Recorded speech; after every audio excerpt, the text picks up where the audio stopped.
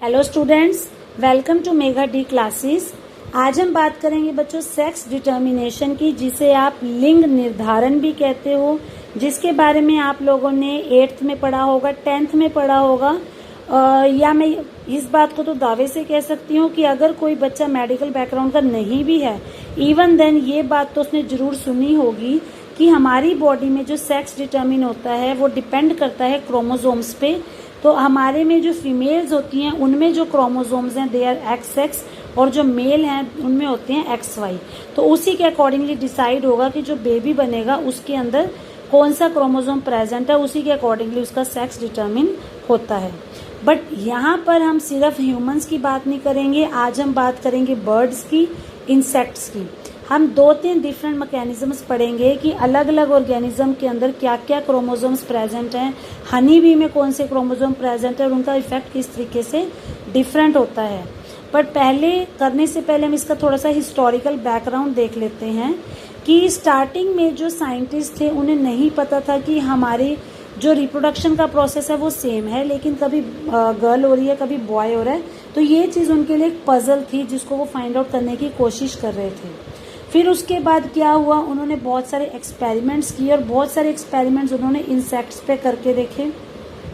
फिर उसके बाद उन्होंने उनकी साइटोलॉजिकल ऑब्जर्वेशन की।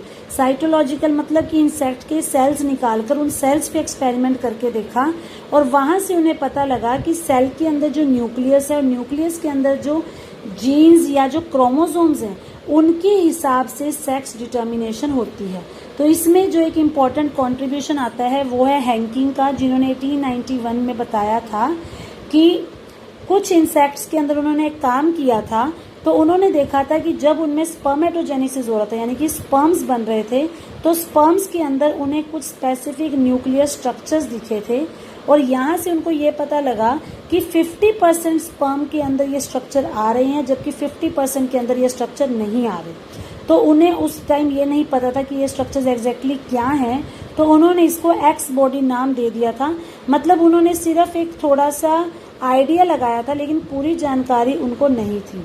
फिर उन्हीं के काम को बढ़ाते हुए और कई साइंटिस्ट आए, उन्होंने और एक्सपेरिमेंट्स किए, और यहाँ से उन्होंने ये कहा कि हाँ, जो हैंकिंग ने हमें एक्स बॉडी के बारे में बताया है वो बिल्कुल सही है।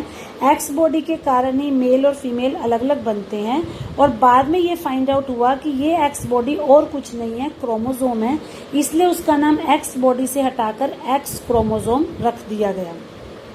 तो क्योंकि सबसे पहले जो काम है वो इंसेक्ट्स में हुआ था, तो हम भी सबसे पहले इंसेक्ट के ही सेक्स डिटर्मिनेशन के मैकेनिज्म को पढ़ेंगे। तो इंसेक्ट्स में जो सेक्स डिटर्मिनेशन का मैकेनिज्म है वो XO टाइप का होता है। यहाँ पे आप इसको O भी समझ सकते हो, आप इसको 0 भी समझ सकते हो। इसका मतलब क्या है कि अगर आप बात करो इंसेक्ट्स में फीमेल की, तो फीमेल के अंदर XX प्रेजेंट होता है जैसे ह्यूमंस में होता था, बट जो मेल्स होते हैं उनमें X0 या XO प्रेजेंट होता है। इट मीन्स O का मतलब है 0 कि उनके पास सिर्फ एक X क्रोमोसोम है, 0 का मतलब और उनके पास X क्रोमोसोम नहीं है। तो आप यहाँ से ये भी कह सकते हो कि मेल और फीमेल के क्रोमोसोम नंबर में 1 का डिफरेंस है। अगर सपोज कोई भी इंसेक्ट अगर मान लो उसके अंदर 24 क्रोमोसोम है फीमेल में, तो उसके मेल में 23 होंगे, क्योंकि उसके पास एक X कम है, उसकी जगह हम 0 दिखा रहे हैं। तो इसका मतलब ये है कि जो एग्स हैं, जो फीमेल हैं, उनके पास एक क्रोमोसोम एक्स्ट्रा है, एक X क्रोमोसोम एडिशनल है besides the other chromosome autosomes. आपको थोड़ा सा मैं रिवाइज करवा देती हूँ। जैसे अगर मैं अपनी बात करूँ, ह्यूमंस की बात करूँ, तो ह्यूमंस के केस में 46 क्रोमोसोम होते हैं, आप सबको पता है, और ये 46 क्रोमोसोम्स 23 पेयर्स यानी कि जोड़े में होते हैं। इन 23 पेयर्स में से 22 पेयर्स जो हैं उन्हें हम बोलते हैं ऑटोसोम। ऑटोसोम का मतलब होता है जो कॉमन है, चाहे मेल हो चाहे फीमेल हो, वो सब में होंगे। और ये ऑटोसोम जो है ये सेक्स डिटर्मिनेशन में कोई रोल प्ले नहीं करते, इनका काम होता है दूसरे फंक्शंस में। और एक क्रोमोसोम जो है, एक क्रोमोसोम का पेयर, वो बेसिकली सेक्स को डिटर्मिन करता है, तो उसे हम बोलते हैं सेक्स क्रोमोसोम। तो यहाँ पर भी क्या है, अगर हम फीमेल इंसेक्ट की बात करें तो उसके पास एक X क्रोमोसोम एक्स्ट्रा यानी कि 2 X क्रोमोसोम है ऑटोसोम्स के अलावा। लेकिन अगर हम फीमेल की बात करें, स्पर्म्स की बात करें, तो उनके अंदर क्या होता है, एक्स क्रोमोसोम तो है बट उसमें एक एक्स क्रोमोसोम नहीं है, मतलब हाफ है हाफ नहीं है। तो इस वजह से जब वो स्पर्म एक्स को फर्टिलाइज करेंगे जिसमें एक्स क्रोमोसोम है, जैसे मैंने आपको बताया कि स्पर्म में एक्स और ओ दो चीजें हैं, तो जिस टाइम ये स्पर्म बनेगा तो या तो एक्स जाएगा या उसमें से 0 जाएगा। अगर ये एक्स फीमेल के एक्स के साथ फ्यूज होगा तो ऑटोमेटिकली जो बेबी बनेगा वो फीमेल होगी, लेकिन अगर 0 यानी कि कुछ भी नहीं गया तो ऑटोमेटिकली वहां पर मेल बन जाएगा।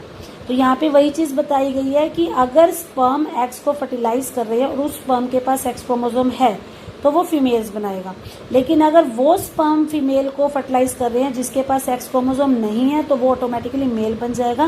दैट्स वाई हम ये कह सकते हैं कि मेल का क्रोमोसोम नंबर फीमेल के क्रोमोसोम नंबर से इक्वल ना होकर 1 नंबर लेस होता है। अब क्योंकि यहाँ पे पूरी तरह से जो सेक्स है वो एक्स क्रोमोसोम पे निर्भर कर रहा है, तो इसलिए हम इसको सेक्स क्रोमोसोम भी बोल देते हैं, और बाकी के जितने भी क्रोमोसोम्स हैं उन्हें हम ऑटोसोम्स बोलते हैं। तो इसका एग्जाम्पल है ग्रास होपर। ग्रास होपर में यही एक्सो टाइप ऑफ सेक्स डिटर्मिनेशन दी गई है। इसमें मेल्स के पास सिर्फ एक एक्स क्रोमोसोम होता है ऑटोसोम्स के साथ साथ, और फीमेल के पास एक्स क्रोमोसोम पेयर यानी कि 2 होते हैं। इसी तरीके से जो सेक्स डिटर्मिनेशन है वो और भी कई सारे इंसेक्ट्स और मैमल्स में की गई, ह्यूमंस में की गई। ह्यूमंस के बारे में आप ऑलरेडी भी पढ़ चुके हो। ह्यूमंस में X Y type of sex determination आपने देखी हुई है। मेल के पास एक्स के साथ साथ वाई क्रोमोसोम होते हैं और फीमेल के पास दोनों एक्स होते हैं। तो अगर यहाँ पे मेल के पास एक्स वाई है तो स्पर्म के टाइम या तो वो एक्स छोड़ेगा या वाई छोड़ेगा। अगर उसका एक्स फीमेल के एक्स के साथ फ्यूज हो जाएगा तो वहां पर फीमेल बनेगी, लेकिन अगर उसका वाई फीमेल के एक्स के साथ फ्यूज हो जाएगा तो वहां पर जो है मेल बनेगा। तो यहाँ पर हमने 2 तरह के सेक्स डिटर्मिनेशन मैकेनिज्म देखे। इंसेक्ट्स में हमने देखा एक्स ओ टाइप और ह्यूमंस में हमने देखा एक्स वाई टाइप।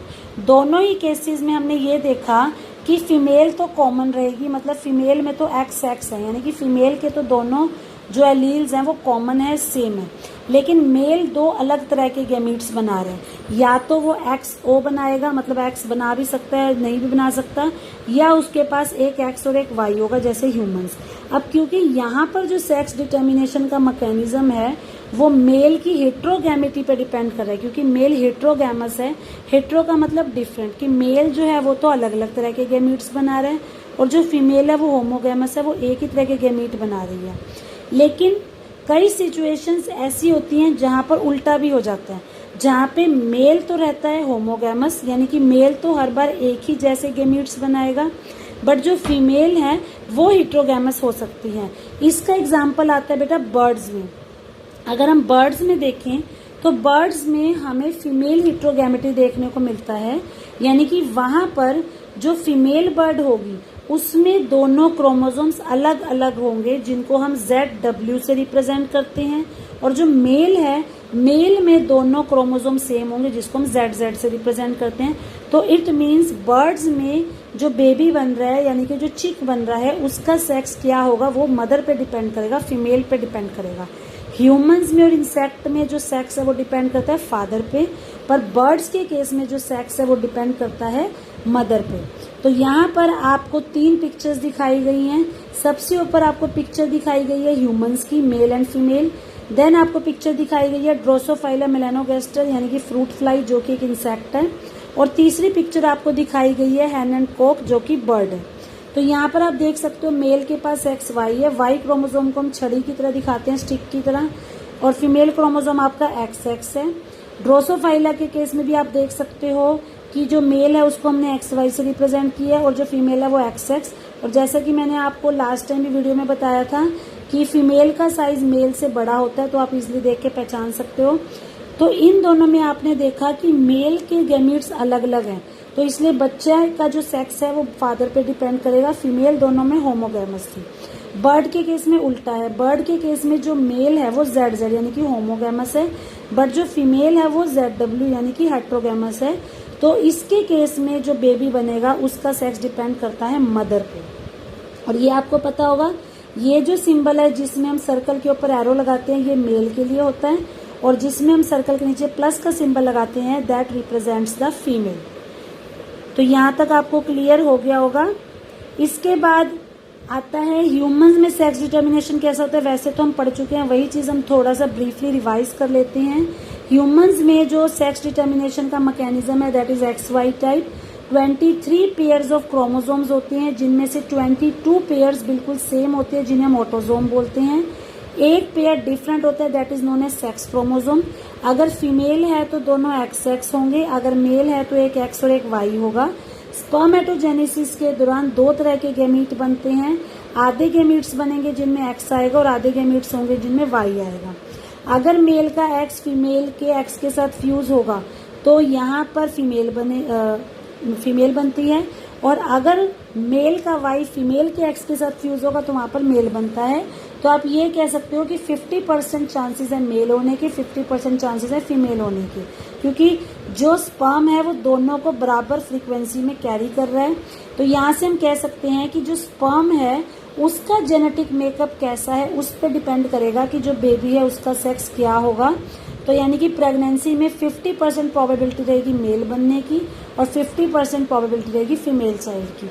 लेकिन हमारे समाज में औरतों को रिस्पॉन्सिबल ठहराया जाता है, मतलब अगर किसी लेडी की बहुत सारी बेटियां हैं तो उसको जिम्मेवार माना जाता है कि उनका बेटा नहीं हुआ, बल्कि एक्चुअली में देखा जाए तो वहां पर जो रिस्पॉन्सिबल है that is the father.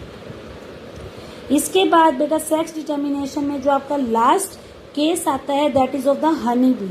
Honey bee का केस हम अलग से इसलिए स्टडी कर रहे हैं क्योंकि वैसे तो हनी बी इंसेक्ट की कैटेगरी में आता है, लेकिन इसका जो सेक्स डिटर्मिनेशन का मैकेनिज्म है वो सबसे अलग है।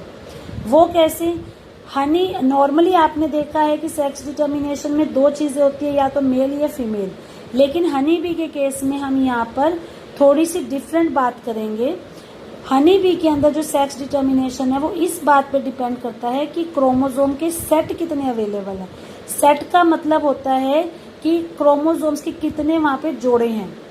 तो यहाँ पर हम क्या बता रहे हैं कि आपको पता है कि स्पर्म और एग मिलते हैं तो नॉर्मली बेबी बनता है, लेकिन हनी बी के केस में क्या होता है, अगर स्पर्म और एग मिल रहे हैं तो वो हमेशा फीमेल ही बनाएंगे। यानी कि फीमेल को बनाने के लिए मेल और फीमेल यानी कि स्पर्म और एग दोनों का होना जरूरी है, लेकिन मेल को बनाने के लिए मेल का होना जरूरी नहीं है। आई थिंक आपको बात थोड़ी सी ट्रिकी लगी होगी, मैं दोबारा रिपीट करती हूँ। हनी बी के केस में अगर फीमेल बनानी है तो फीमेल को बनाने के लिए मेल भी चाहिए और फीमेल भी चाहिए, लेकिन अगर मेल बनाना है तो सिर्फ फीमेल चाहिए, मेल की जरूरत नहीं है।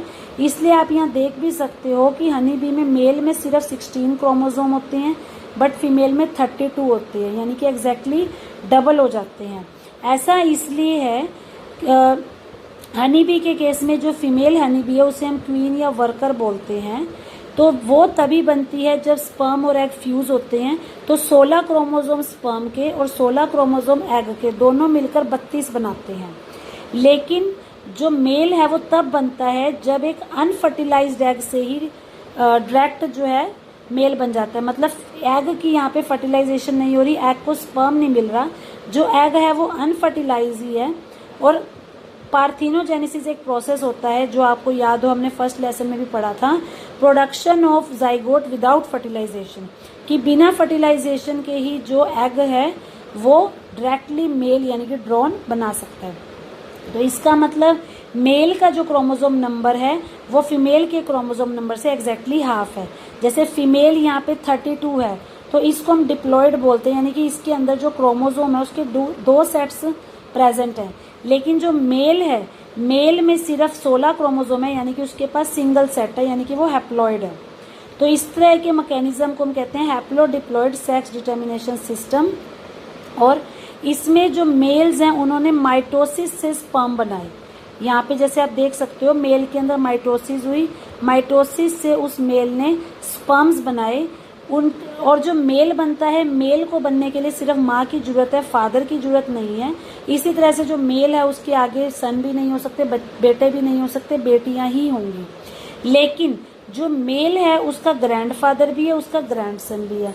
इसका मतलब यहाँ पर ये है कि एक जनरेशन जो है वो स्किप होती है, यानी कि जैसे मान लो एक मेल है, अब मेल बना फीमेल से, ठीक है, और फीमेल तो बनेगी दोनों के फ्यूजन से। अब ये जो मेल बना ये इस फीमेल के साथ फ्यूज होगा तो ये क्या बनाएगा, फीमेल, यानी कि यहाँ से मेल तो बनेगा नहीं। अब ये जो फीमेल बनेगी ये फीमेल अनफर्टिलाइज होते ही मेल बना देगी, फिर यही मेल दोबारा दूसरी फीमेल के साथ करेगा, फिर ये फीमेल बनाएगा। तो आप देख सकते हो कि हर बार ये एक एक जनरेशन को स्किप कर रहे हैं। तो आप ये कह सकते हो कि अगर कोई मेल है उसका फादर नहीं है लेकिन उसका दादा होगा, इसी तरह से उसका बेटा नहीं होगा उसके पोते होंगे, मतलब कि एक एक जनरेशन को स्किप करके आप यहाँ पे देख सकते हो। तो सेक्स डिटर्मिनेशन का जो मैकेनिज्म है वो बाकी सबसे अलग होता है। तो यहाँ पर चिक्स के बनने, यहाँ पे बात हो रही है बर्ड्स की, तो बर्ड्स का सेक्स डिटर्मिनेशन मैकेनिज्म जो है वो अलग था, जैसे कि हमने पहले किया। वहाँ पर चिक्स का जो सेक्स है वो उसके लिए स्पर्म एंड एग रिस्पॉन्सिबल हैं, लेकिन हनी बी में जो है वो आपको ये देखना पड़ेगा कि वो अनफर्टिलाइज्ड फीमेल से बन रहा है या फर्टिलाइजेशन होने के बाद बन रहा है।